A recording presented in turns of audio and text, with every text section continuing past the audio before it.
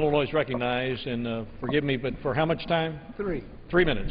Gentleman is recognized. I want to thank the ranking member for yielding. Mr. Speaker, I strongly disagree with the majority side's process of trying to usurp President Obama's authority by immediately approving the Keystone XL pipeline even before the State Department of the United States of America completes its due diligence as our laws require.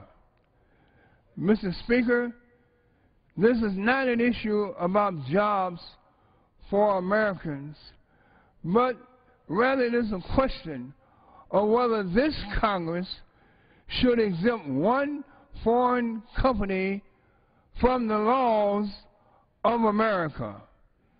This bill is about seizing power from the President of the United States. This bill is about curtailing all federal environmental permitting requirements. This bill is about limiting the ability of average U.S. citizens to seek justice through the court system of our nation. Mr. Speaker, H.R. 3 will remove the Keystone Pipeline out of the jurisdiction of state and local courts and would give only one court, the D.C. Circuit Court of Appeals, exclusive jurisdiction over this project, causing undue hardship on ordinary American families, small businesses, and landowners who may or may not have the resources to retain a D.C. lawyer to travel to Washington, D.C. in order to have their American legal rights heard by this American justice system. Mr. Speaker, I sought to amend this atrocious bill. My amendment would have struck Section 4, the Judicial Review Clause, so that ordinary American citizens could keep their legal rights intact, but my Republican colleagues wouldn't allow us to vote on that amendment here today in full view of the American people. Mr. Speaker, as the White House notes in its statement of administration policy, and I quote, H.R. 3 conflicts with long-standing executive branch procedures regarding the authority of the President, the Secretaries of State, 30 more seconds. 30. Gentleman is recognized for an additional 30 seconds. The Interior and the Army and the EPA Administrator. In addition, this bill is unnecessary because the Department of State is working right now diligently to complete the permit decision process for the Keystone XL pipeline. The bill prevents the thorough consideration of complex issues that could have serious security, safety, environmental, and other ramifications, and I end the quote. Mr. Speaker, I share these concerns of the President, and for that reason, I urge all of my colleagues to vote against this egregious bill, and I yield back the balance of my time. Gentleman from Michigan. Mr. Speaker, I would yield 2 minutes to the Chairman of the Energy and Power Subcommittee, Mr. Whitfield from Kentucky. Gentleman from Kentucky is recognized for 2 minutes. Well, thank you very much for yielding. And I would reiterate once again that the application to build the Keystone Pipeline was filed on September 19th, 2008. Since that time, over 15,500 and some odd pages of environmental studies have been conducted. As a matter of fact, the Secretary of State who is involved because this pipeline crosses international boundaries between Canada and America. And by the way, if this pipeline had been was to be built only in America, it would have been approved a long time ago. The only reason it has not been approved is because President Obama has made a decision not to approve it. Labor unions support it. Every time we've had a hearing, the 4 international labor union presidents have come and said, we want this pipeline. Not one dime of federal or taxpayer dollars will be in this pipeline, an $8 billion project, 20,000 jobs. We have the opportunity to be independent for our energy needs in America. The International Energy Agency said just recently that more oil will be produced in America by 2020 than even in Russia today. And with this pipeline coming in, the additional pipeline oil that will be coming from Canada, we have an opportunity to be independent even more quickly, perhaps. Now, our friends on the other side of the aisle say, well, one reason we are opposed to this is because this oil, when it gets to Port Arthur, Texas, will be exported. Well, the head of the Department of Energy's Office of Policy and International Affairs wrote a letter just recently saying that there's no economic incentive for any of this oil to be going anywhere than in America. They've also said that, well, it will not reduce gasoline prices. In this same letter, the gentleman says we expect Midwest gas prices to go down if we build this pipeline. So the American people support this pipeline. It'll produce jobs, it'll help control gasoline prices, and it won't be exported. So I would urge everyone to support this important legislation today and pass the Keystone Pipeline legislation. Gentleman from California. Mr. Chairman, I'm pleased now to yield 2 minutes to the gentlelady from the state of Illinois, Ms. Schakowsky. Gentlelady from Illinois is recognized for 2 minutes.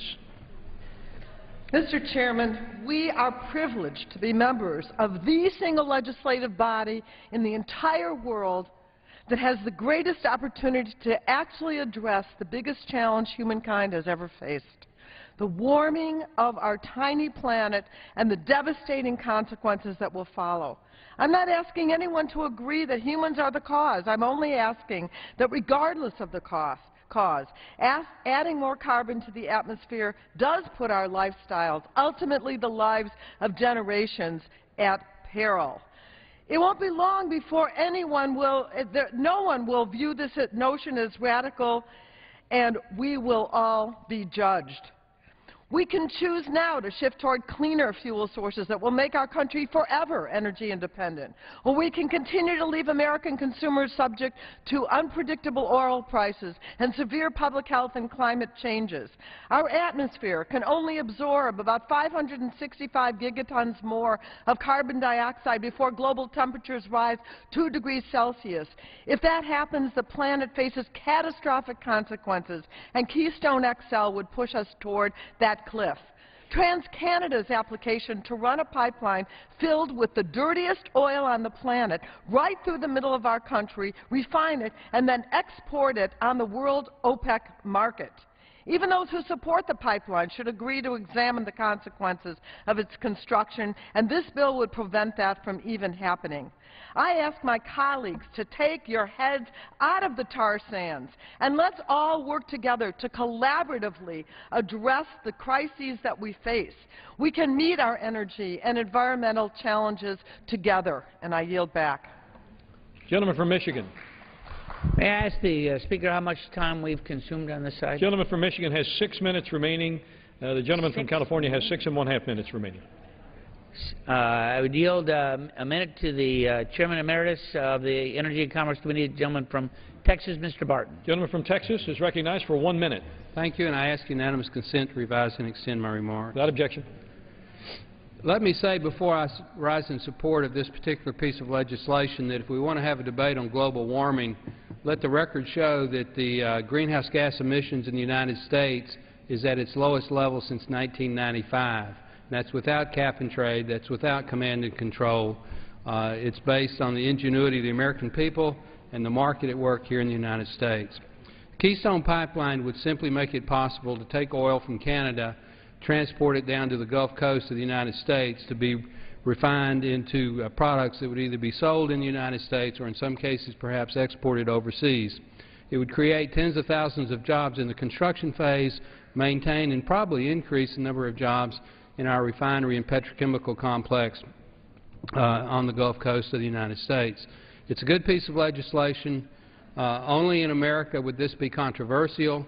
It's a win for the Canadians, it's a win for the consumers in America, and it's a win for the workers of America that would be able to do the construction and also work in the refineries in those particular industries. So I would rise in strong support and hope that we support Mr. Terry's bill and send it to the other body.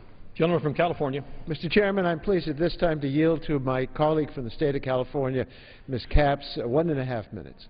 Gentlelady from California is recognized for 1.5 minutes. Thank you, Mr. Speaker. I rise in strong opposition to H.R. 3. The Keystone proposal itself is a bad idea. This bill simply makes it worse. It's no secret that we are dependent on oil and other fossil fuels for our energy needs. But it's also no secret that this dependence is polluting our planet. It's harming public health, and it's threatening our national security. But rather than reduce this dependence, H.R. 3 and the Keystone Pipeline just make this problem worse. We have the greatest innovators and entrepreneurs in the world, and they're eager to build a sustainable energy future, but they can't do it on their own. So instead of doubling down on fossil fuels, we should be encouraging development of clean, renewable energy resources and technologies. These investments protect our planet for future generations, and they improve the health of our friends and our family. And they create permanent, local jobs that can't be shipped overseas. And finally, there's no denying that construction of this pipeline would create jobs, but they're mostly temporary jobs. And while we're facing estimated job losses of 750,000 due simply to sequestration, creating a few thousand temporary jobs, though helpful, does not constitute the comprehensive jobs legislation our nation really needs.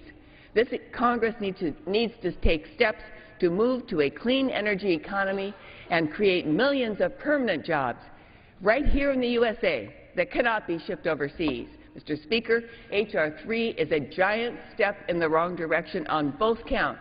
I urge my colleagues to vote no. Gentleman from Michigan.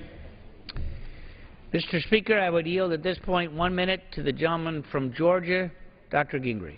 Gentleman from Georgia is recognized for 1 minute. Mr. Chairman, 1,706 days. I repeat, it has been 1,706 days since Keystone XL application has been submitted to our State Department.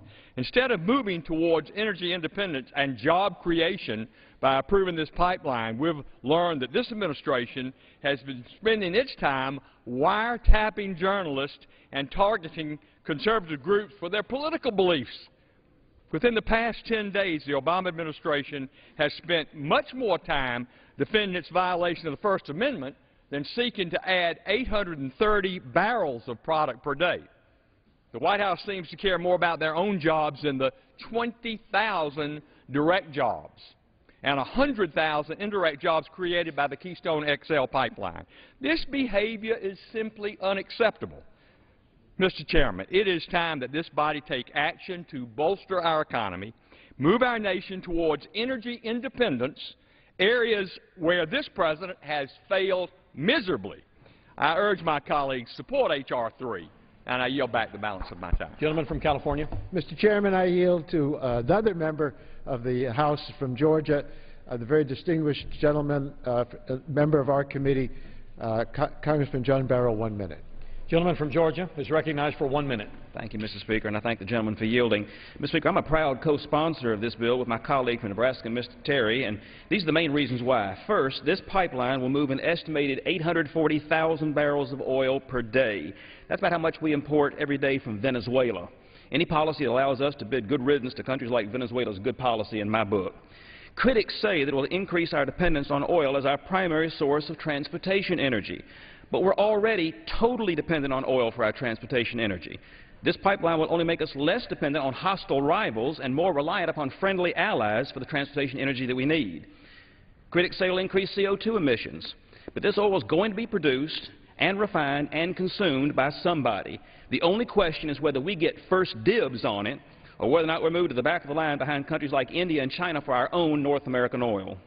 For all these reasons, I urge my colleagues to support this legislation today and once and for all make the Keystone XL pipeline a reality. And with that, I yield back. Gentleman from Michigan.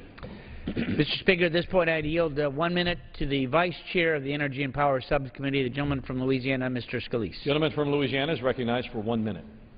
Thank you, Mr. Chairman, and I want to thank the gentleman from Michigan for yielding, and thank Congressman Terry from Nebraska for bringing this bill forward. I rise in strong support of the bill to greenlight the Keystone XL pipeline. If you look at the facts about what this means to America, 20,000 jobs immediately. Energy security, where we're going to be getting 830,000 barrels of oil a day from a friend in Canada that we don't have to get from Middle Eastern countries who don't like us. And of course, what's the answer by President Obama?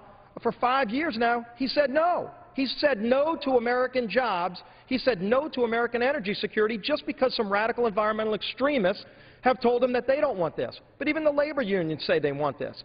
And of course, who's to benefit by the United States not doing the Keystone XL pipeline? China. China wants those jobs. And if President Obama gets his way, China will get those jobs. But we don't want China to get those jobs. We want America to get the 20,000 jobs and the $7 billion of private investment. And how can this happen? With the stroke of a pen. Today, President Obama can approve the Keystone pipeline, but he won't. So if he won't, then here Congress is taking action to get those 20,000 jobs. Instead, we ought to approve this bill and get the Keystone XL pipeline built. Yield back the balance of my time. Gentleman from California. Mr. Chairman, I now yield 2 minutes to our colleague from New York. Gentleman is on the ranking member of one of our energy subcommittees, Mr. Tonko. Gentleman from New York is recognized for 2 minutes. Thank you, Mr. Chair, and thank you to the gentleman from California. Mr. Chair, we are once again debating a bill that, thankfully, will go no further than this House. Even if you support the pipeline, this bill is the wrong approach to build it. This bill elevates the financial needs of tar sands developers and the pipeline's builder above the needs and concerns of the citizens who live along the pipeline's path. I regret that my amendment on pipeline safety was not made in order. We now have ample evidence from the disastrous spills in Kalamazoo, Michigan, and Mayflower, Arkansas, that concern about pipeline safety is well justified. Cleaning up a spill is an expensive and difficult task. 3 years after the spill in Kalamazoo, the oil is still not cleaned up. Families evacuated from their homes in Mayflower are still living in temporary housing. The spill is not just messy, it is dangerous. The fumes, liquids, and the solids are a toxic brew. The resources damaged by these spills will take years, probably decades, to restore. Congress recognized the unique nature of diluted bitumen and asked the National Academy of Sciences to examine questions related to its safe transport and to assess the adequacy of current pipeline safety regulations. This information would be valuable, especially in light of these recent spills, but we are not waiting for it. And if the proponents have their way, we'll have no opportunity to act on any recommendations that NAS may provide.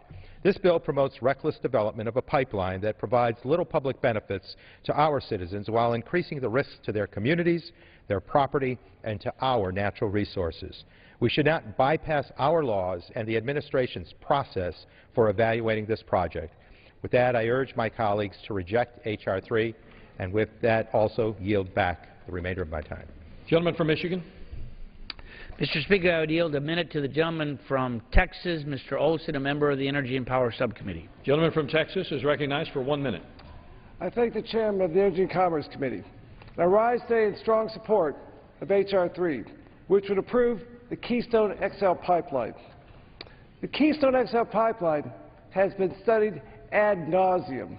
It's now been 1,706 days since the application to build the Keystone pipeline was submitted to the Obama administration. The Keystone XL pipeline is nearly 1,200 miles long. At the average speed a human being could walk, 3 miles an hour, it would take 393 hours to walk the pipeline's route. That means you could walk the entire pipeline route, round trip, about 53 times in the days since the application was submitted for approval. At least walking would be some sort of action. America needs action. America needs 20,000 jobs. America needs 800,000 barrels a day coming from Canada. America needs national security that comes from energy security. America needs the Keystone XL pipeline. Let's pass this bill now. Gentleman from California.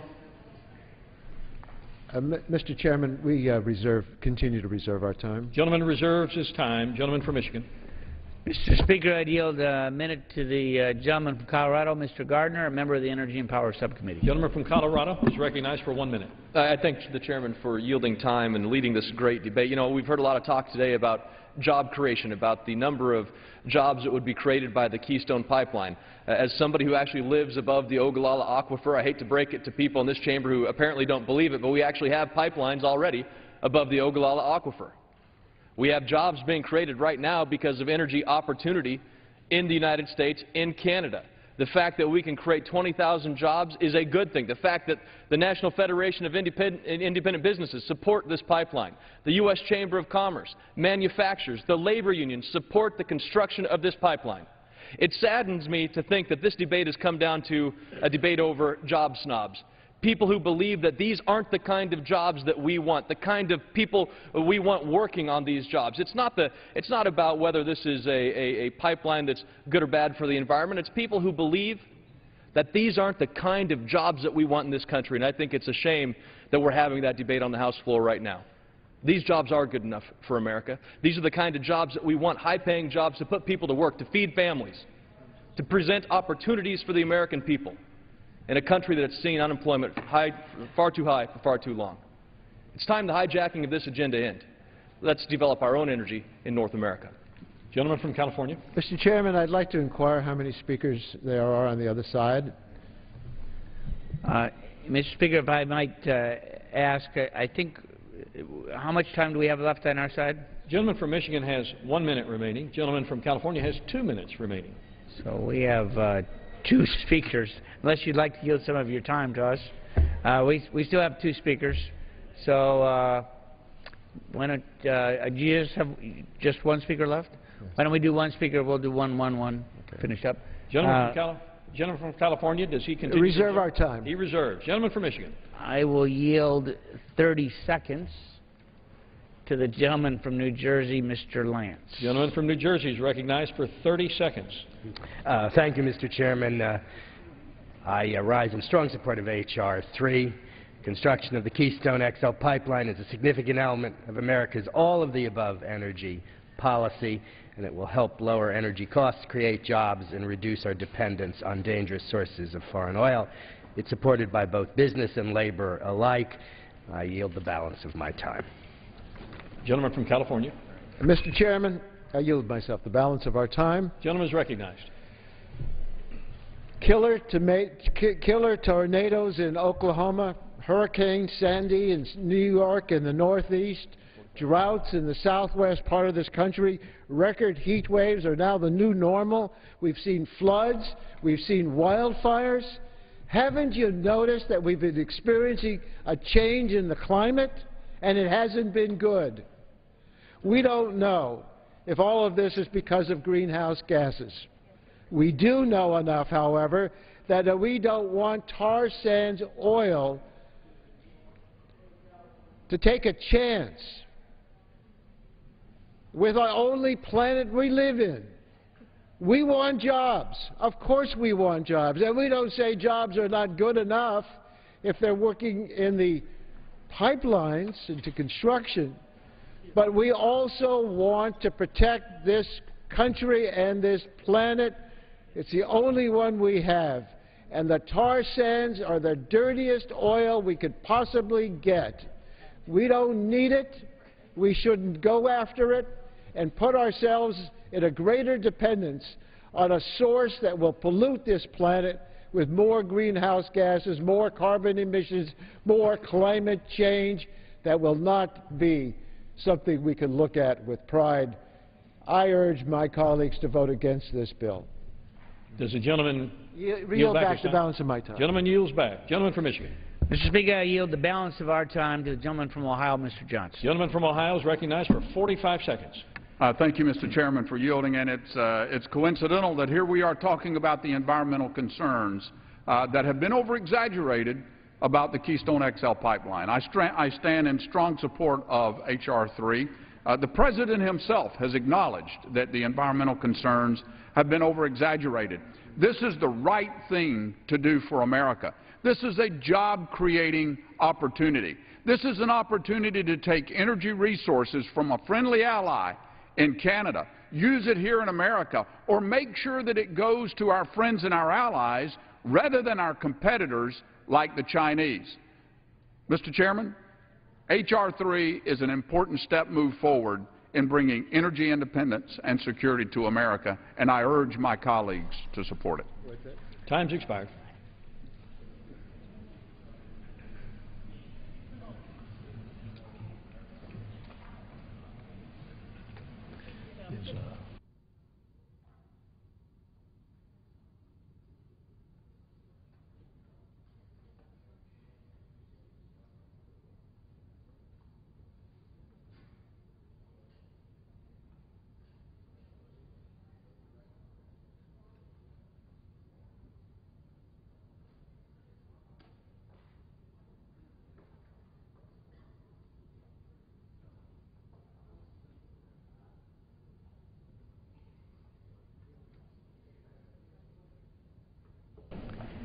Debate will continue, and each side will control 15 minutes each. Gentleman from Washington is recognized. Thank you, Mr. Chairman. I yield myself 3 minutes. Gentleman is recognized. Mr. Chairman, I rise in support of H.R. 3, the Northern Route Approval Act. This important legislation would remove roadblocks to allow for the approval and construction of the Keystone XL pipeline, a project that is vital to America's energy future. The Keystone XL pipeline has been tied up by red tape by the Obama administration for nearly 5 years. Just over 1,700 days ago, the application to build this important energy project was submitted to the State Department, and for 1,700 days, American people have been waiting for the Obama administration to stop leading from behind. This bill will create tens of thousands of American jobs at lower energy prices. The building of it will invest billions of dollars into our economy and make America more energy secure.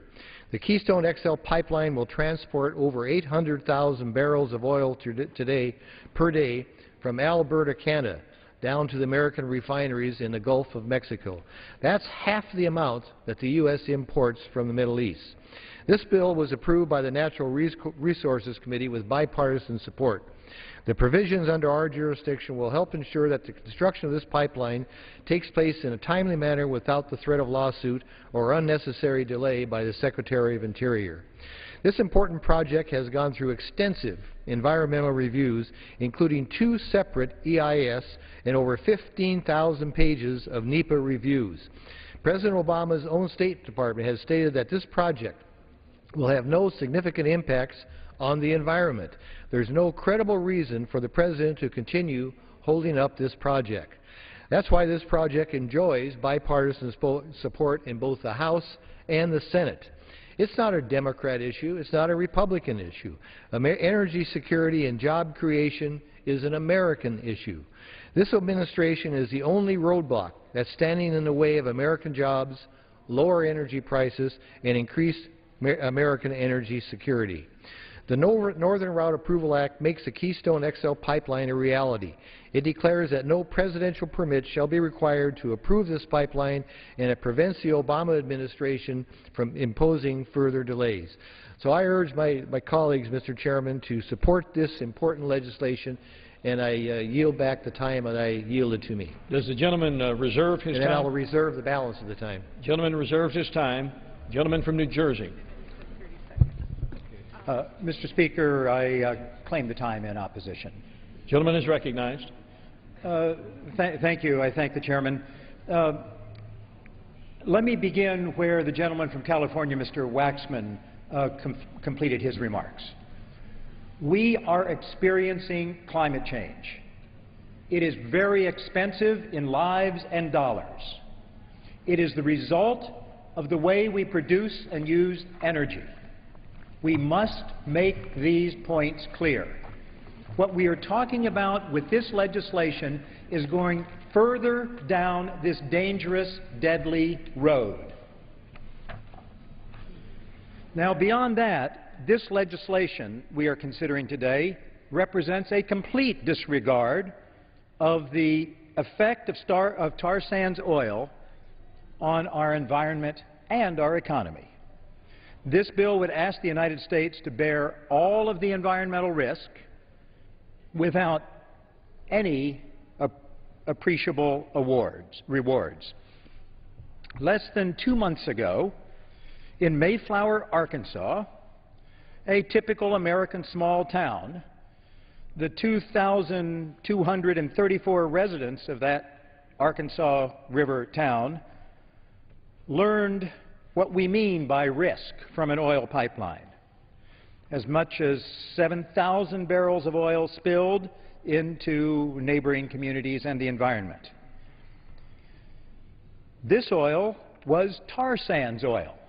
This pipeline was part of this Canadian pipeline system that we were talking about today. But rather than ensuring that if we're going to build the Keystone Pipeline to transport this dirty, particularly dirty oil across the United States, that we first ensure that we have proper protections for our environment.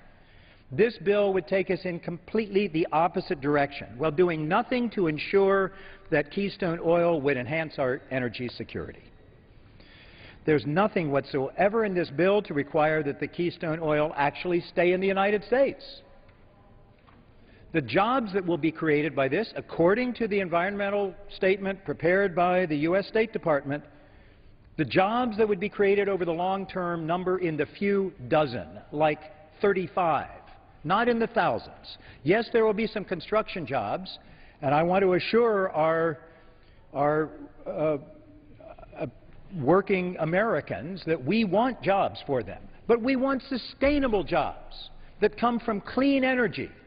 They are available today if we would stop going down this mistaken road. The proposed pipeline would transport tar sands oil from Canada through the United States to free trade zones in Texas for export. All risk, no reward. We're just a bypass. This is not oil that's coming to improve the lives of Americans, to give us energy to power our cars or our industries. No, this is just passing through us with the risk of a spill, with the problems to the environment that might result. It ignores the lessons of the recent Exxon pipeline spill in Arkansas and the tar sands spill in Michigan, does nothing to close a loophole that currently allows tar sands oil to avoid paying taxes into the oil spill cleanup fund. That's right, because this bitumen, this product that comes out of the tar sands, is defined as not oil for the purposes of paying into the Oil Spill Liability Trust Fund. So it gets a free ride through the United States on its way to foreign countries. If we're going to consider this bill, at least let's use it as an opportunity to close the tar sands loophole and ensure that when the oil spills occur, I'll grant to the other side that this may be a safe pipeline, but there is no such thing as a perfectly safe pipeline. And when the oil spills occur, let's have the money there to clean it up. This bill goes on to declare that a presidential permit is not required for transporter project, and that all requirements of the National Environmental Policy Act, the National Historic Preservation Act, the Endangered Species Act, and the Migratory Bird Treaty would be deemed to have been satisfied, even if they haven't been satisfied. This is a bad deal for our country. This legislation does nothing to guarantee our energy security. All risk, no reward. I reserve the balance of my time. Gentleman's time is reserved. Gentleman from Washington. Thank you, Mr. Chairman. Mr. Chairman, I am pleased to yield 3 minutes to the chairman of the subcommittee dealing with this legislation, the gentleman from Colorado, Mr. Lamborn. Gentleman from Colorado is recognized for 3 minutes. And I thank the chairman. I rise in strong support of this legislation. From day one, the Obama administration has inexplicably put up roadblock after roadblock to prevent the construction of the Keystone Pipeline, a pipeline that would create tens of thousands of American jobs and securely bring 800,000 barrels of oil a day to American consumers. And these numbers are according to the administration's own departments of Energy and State. The project also would lead to billions of dollars of investment into the U.S. economy. Besides obstructing the construction of the northern portion of the pipeline, President Obama had no shame in taking credit for construction of the southern section of the pipeline, which did not require his approval. Sadly, Canadian Prime Minister Stephen Harper has announced that due to delays by the Obama administration, Canada has no choice but to consider alternative options for bringing its oil to market, including constructing a pipeline from Alberta to the Pacific coast for export to China.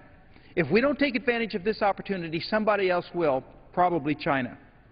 After 4 environmental impact statements, all of which have concluded that there will be minimal environmental impacts, the administration continues to stall construction of the pipeline. It would lessen our dependence on foreign oil from dangerous parts of the world by integrating our friendly northern neighbor into our energy economy.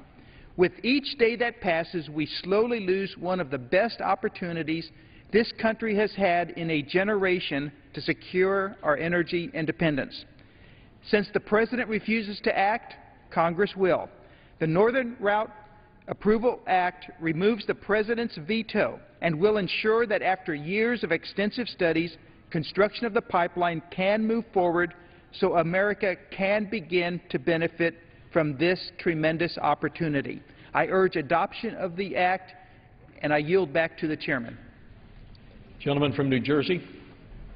Mr. Chairman, I would like to yield 3 minutes to the gentleman from Oregon, Mr. DeFazio, a senior member of the committee and one who understands that this pipeline does not help our energy security and puts our environment at risk. Gentleman from Oregon is recognized for 3 minutes. I thank the gentleman for yielding time. This will be, repetition has become sort of the cause célèbre here in the House of Representatives. Last week, we totally repealed Obamacare for the 4th time. 33 other times we partially repealed it. Of course, none of those things have come true or happened. And this will be the 7th attempt by the House of Representatives to expedite, or in this case, they've gone one step further, to mandate the building of the XL pipeline. That's right, mandate.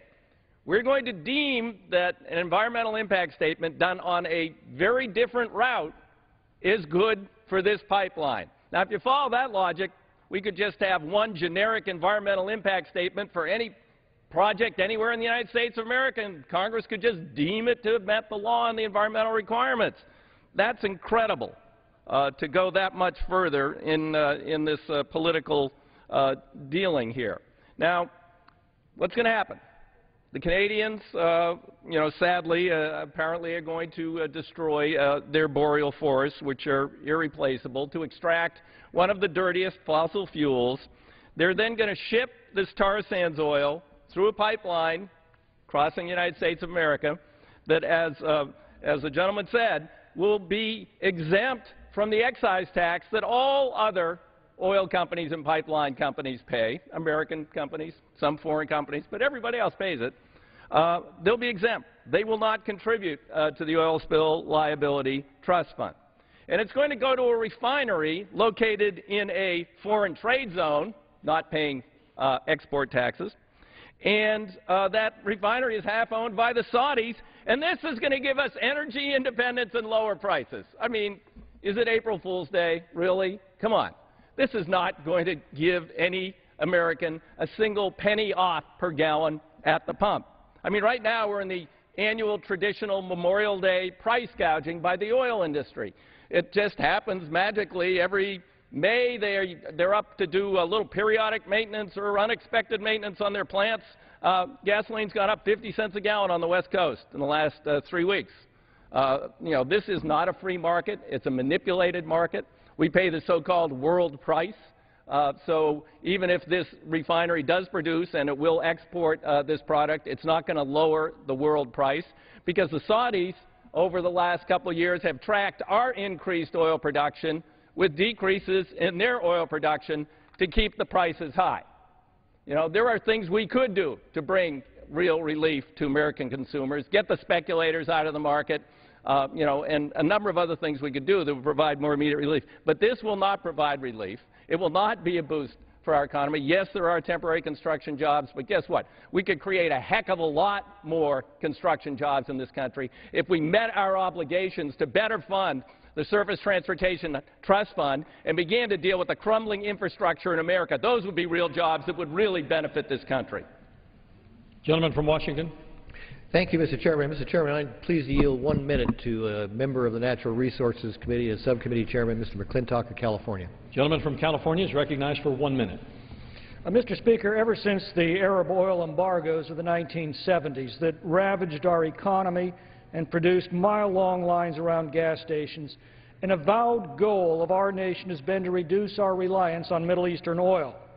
Well, in addition to the thousands of jobs and billions of dollars of economic activity, the Keystone Pipeline will bring up to 830,000 barrels of Canadian crude oil a day into the American market, about half of what we currently import from the Middle East. Now, that bears repeating. The Keystone Pipeline could cut our reliance on Middle Eastern oil by half all by itself. The left makes much of the fact that our markets are international and some of that oil might enter that market. Well, that's possible, but I think it is far more likely that it will push Middle Eastern oil out of the American market. The fine point is this. In the next international crisis, would you rather rely on Canada or Iraq to meet our petroleum needs? Gentleman from New Jersey. Thank you, Mr. Chairman. I'd like to yield 2 minutes to the gentleman from California, Mr. Huffman, who understands that oil passing through this country on the way to other countries does not improve our energy independence. Gentleman from California is recognized for 2 minutes. I thank the gentleman. What a wonderful bill.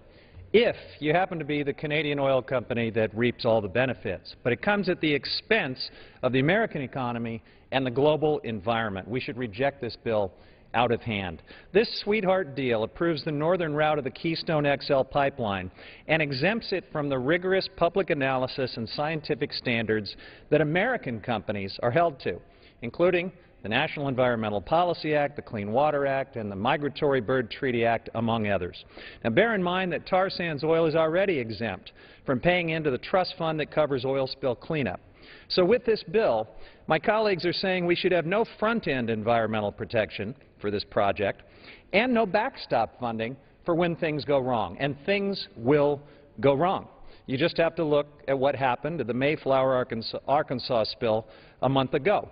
When that happens, American taxpayers are going to be on the hook for cleanup, and where is the offset for that? Meanwhile, TransCanada, the Canadian corporation proposing to build this pipeline, is on record before the Canadian Energy Board saying that this project will increase the price of oil in the United States. So let's be very clear about what we're doing. This House is considering a bill to cut corners for a foreign corporation to transport dirty fuel and raise gas prices for Americans. Why would we spend our time on this? Well, we're told it's about jobs. But the fact is, we don't even know how many jobs this pipeline project will create. The estimates are all over the map. You could believe Fox News, which says it will create 1 million jobs, or TransCanada, which says around 13,000 construction jobs, or the State Department, which says it will directly create fewer than 4,000 jobs, and less than 3 dozen of those will be permanent jobs. We don't even know the massive security risks and security costs that this project will foist upon the American taxpayers. At a minimum, we should approve the Connolly amendment to, at the very least, generate a threat assessment if this bill is to move forward.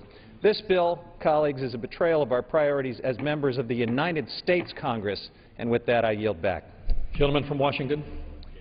Thank you, Mr. Chairman. Mr. Chairman, I'm very pleased to yield 1 minute to a gentleman from Oklahoma, another member of the Natural Resources Committee, and somebody that understands the oil industry well, gentleman from Oklahoma. Gentleman from Oklahoma is recognized for 1 minute. I rise today as a proud Oklahoman, calling for this body to act on common sense bill that would put this country on the path to energy independence. The Keystone XL pipeline southern route, which runs directly through my congressional district, is already creating good paying jobs back in Oklahoma. I've seen with my own eyes how it's putting millions of dollars into the economies of small towns directly in my district. Mr. Speaker, this is the time for Congress to act. This project has been delayed long enough. We have studied the environmental impact of Keystone over and over again. We know that we can safely transport crude oil from our friends in Canada and sources in the U.S. to our refineries along the Gulf Coast. EPA's latest opposition to the State Department's recent environmental impact review of this project is more the same from this administration, who continues to claim it supports an all-the-above approach, but fails to follow through when it's time to act. Let's put our country on the path to energy independence and off of foreign oil from those countries that do not have our best interests in mind. I urge my fellow members to do what is right, not for the party, but for this country, and vote for H.R. 3. Mr. Speaker, I yield back. Gentleman from New Jersey. Mr. Chairman, I'm pleased to yield a minute and a half to the gentleman from Florida, Mr. Grayson. Gentleman from Florida is recognized for 90 seconds. Mr. Chairman, I urge the Republicans on the other side of the aisle to stop faking it. We have a bill here that deems this, deems that, and deems the other thing. A bill that deems that the environmental impact statement required by the National Environmental Policy Act is deemed approved. It's not. A bill that says that the requirements of the Endangered Species Act are deemed satisfied, an opinion deemed issued. They're not. A bill that says that the required right-of-way and temporary use permit under the Mineral Leasing Act is deemed issued. Not. And a bill that says that the requirements of the Water Pollution Control Act and the Migratory Bird Treating Act are deemed approved and issued. Not. Why are we doing this? While we're at it, why don't we deem a balanced budget? Why don't we deem full employment? Why don't we deem world peace? It's farcical. It's a violation of the separation of powers under the Constitution. It's not our job to deem things. It's our job to pass laws of general application, not favors to foreign oil companies. I yield the gentleman an additional 30 seconds. Gentleman is recognized for an additional 30 seconds. Yes, and having been lectured endlessly by the other side about the perfidy of earmarks, we come across a bill here where, in fact, it's an earmark for a foreign oil corporation. We are issuing to a foreign oil corporation a right-of-way that's valued at millions of dollars. When you tell us that you're not in favor of earmarks, when the other side tells us that they're not in favor of earmarks, stop the hypocrisy. I yield. Gentleman from Washington. Thank you very much, Mr. Chairman. I'm very pleased to yield 1 minute to the gentleman from Montana, another member of the Natural Resources Committee. Gentleman from Montana is recognized for 1 minute. Mr. Chairman, it took Canada just 7 months to approve the Keystone XL pipeline. Meanwhile, Americans have been waiting 4.5 years for President Obama to act. Montanans understand how important this project is for our economy and for our energy future. In eastern Montana, we've seen the tremendous potential for jobs and economic growth that comes with oil production in the Bakken field. In fact, this pipeline will transport up to 100,000 barrels per day of Bakken oil. That is Montana and North Dakota oil through a connecting on-ramp in Baker, Montana. And in Glasgow, Montana, the Norval Electric Co-op is slated to supply electricity to one of the Keystone XL pump stations. Let me tell you what this means to middle-class, hard-working Americans. If this pipeline is built, this rural electric co-op will be able to spread their cost burdens so that the pipeline, and consequently supplying electricity to that pipeline, will hold rates steady for their 3,000 customers. But if the pipeline is not approved, Norval customers will see upwards of a 40% increase in their utility rates over the next 10 years. Mr. Speaker, Mr. Chairman, if the President is unwilling to listen to the voice of the people, then the House will. It's time to build the Keystone XL pipeline. Gentleman from New Jersey. Mr. Chairman, may I ask the time remaining on each Gentleman side? from New Jersey has 3 1/4 minutes remaining. The gentleman from Michigan has, from Washington has 7 1/2 minutes remaining. I reserve. Gentleman reserves. Gentleman from Washington. Thank you very much, Mr. Chairman. Mr. Chairman, I'm very pleased to yield 1 minute to the gentleman from Virginia, Mr. Hurt. Gentleman from Virginia is recognized for 1 minute. Thank you, Mr. Chairman, and thank you for your leadership on this important issue. Mr. Chairman, I rise today in support of the Northern Route Approval Act, another House initiative to pave the way for construction of the Keystone Pipeline. I support this measure because approval of the pipeline will lead to lower fuel prices and it will create jobs. As I have traveled my district, my rural Virginia 5th District, I have spoken with our small business owners, our small farmers, our volunteers, our students, our parents, and there can be no question but that the energy policies coming out of Washington under this president are hurting our local communities. That is why the immediate approval of the Keystone Pipeline is so important, because it will reduce our dependence on foreign dictators. It will give us affordable energy and will create the jobs that we desperately need. After 4 long years, this bipartisan plan to create jobs and lower fuel prices should wait no longer. It is high time for the President to heed the wishes of the American people. Stop the excuses and approve the Keystone Pipeline. Thank the Chair. I yield back my time. Gentleman from New Jersey. I continue to reserve until the other side is ready to close. Gentleman reserves. Gentleman from Washington. Mr. Chairman, if I may inquire, do I hear my friend from New Jersey has only 1 speaker left? I believe that. Yes, I believe that is correct, Mr. Chairman. Okay, I hope that belief is true then. You're waiting, I guess. Yeah. Well, I have only 1 more speaker, so if the gentleman is prepared to close, then he'll close, and I have 1 more speaker left. Gentleman from Washington reserves. The gentleman from New Jersey is recognized. Thank you, Mr. Chairman. So, as we've heard, this is a bill that gives a Canadian company a sweetheart deal. It deems that all the conditions have been met, even if they haven't been.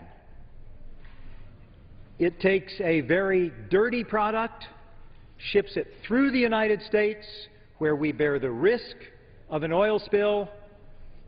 It's shipped to other countries. The U.S. consumer, the U.S. business person, the U.S.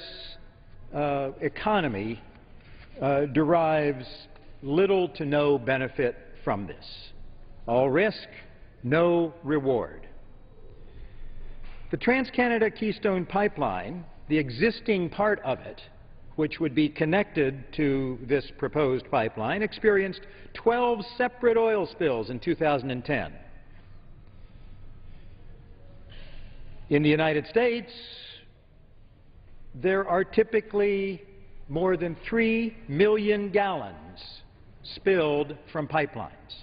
So don't tell me that this is without risk. And as for helping the economy, we would like to have good, long-lasting jobs for Americans. This is not the way to do it. It does not do it. The long-lasting jobs number in the dozens, not the thousands. So this very dirty oil will not increase U.S. energy security. It certainly will not lower energy prices, which are determined on the world market and through various manipulations here. So this clearly is not in the interest of the American consumer or American business. There's nothing in this bill to require that oil from this pipeline stay in the United States.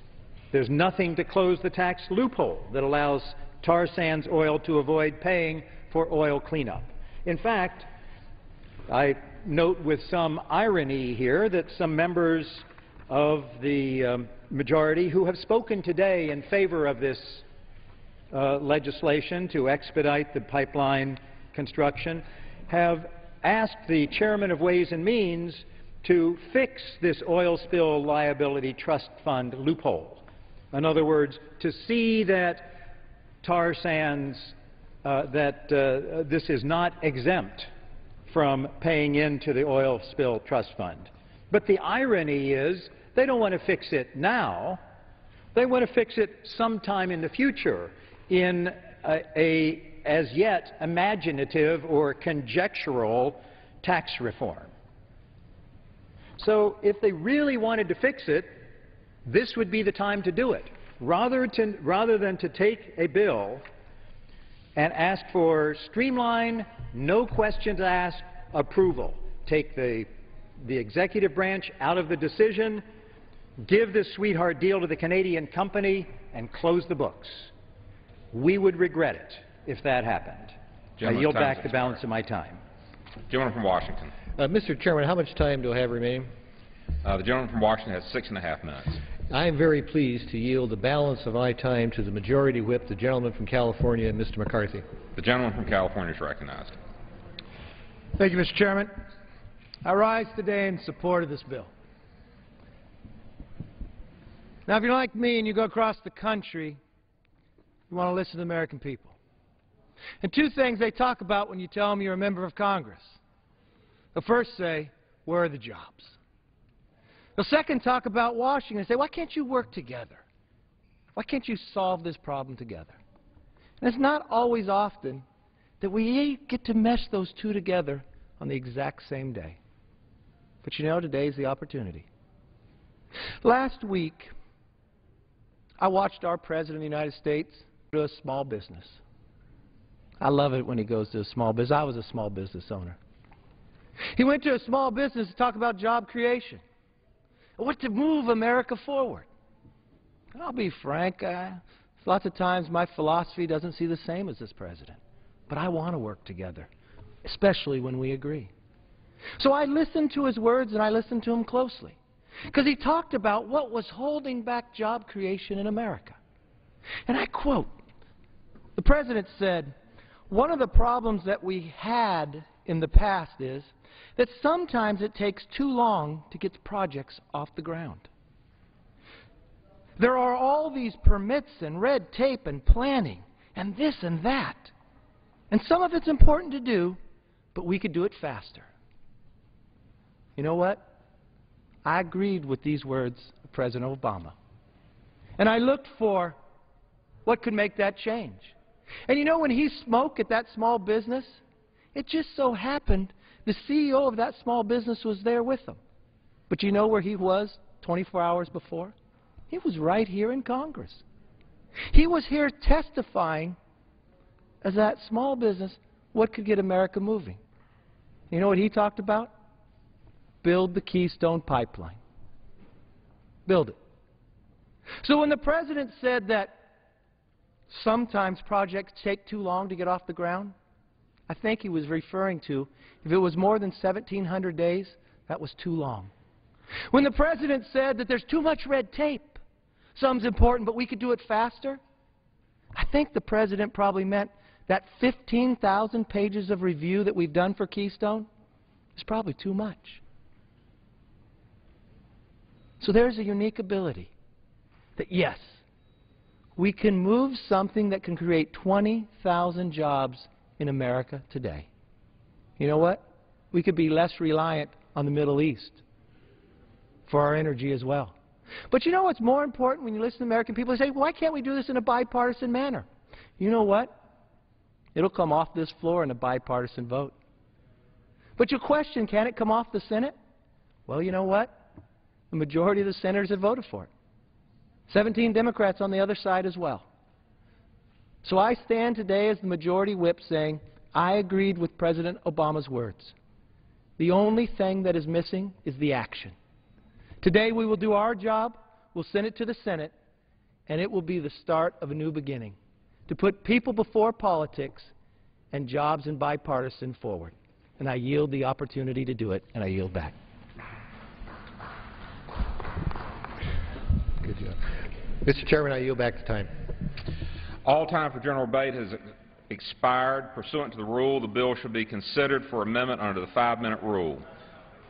In lieu of amendments in the nature of a substitute recommended by the Committees on Transportation and Infrastructure, Energy and Commerce, and Natural Resources printed in the bill, it shall be in order to consider as an original bill for the purpose of amendment under the 5-minute rule an amendment in the nature of a substitute consisting of the text of the Rules Committee print 113-11. That amendment in the nature of a substitute shall be considered as read. No amendment to that amendment in the nature of a substitute shall be in order except those printed in House Report 113-88. Each such amendment may be offered only in the order printed in the report by a member designated in the report, shall be considered read, shall be debatable for the time specified in the report, equally divided and controlled by the proponent and an opponent, shall not be subject to amendment, and shall not be subject to a demand for division of the question. It is now in order to consider Amendment Number 1 printed in the House Report 113-88. For what purpose does the gentleman from Texas seek recognition? Mr. Chairman, I have an amendment at the desk. The clerk will designate the amendment. Amendment Number 1, printed in House Report Number 113-88, offered by Mr. Weber of Texas. Pursuant to House Resolution 228, the gentleman from Texas, Mr. Weber, and a member opposed, each will control 5 minutes. The chair recognizes the gentleman from Texas. Thank you, Mr. Chairman. I yield myself such time as I may consume. The gentleman is recognized. Mr. Chairman, thank you for recognizing me to speak in favor of my amendment.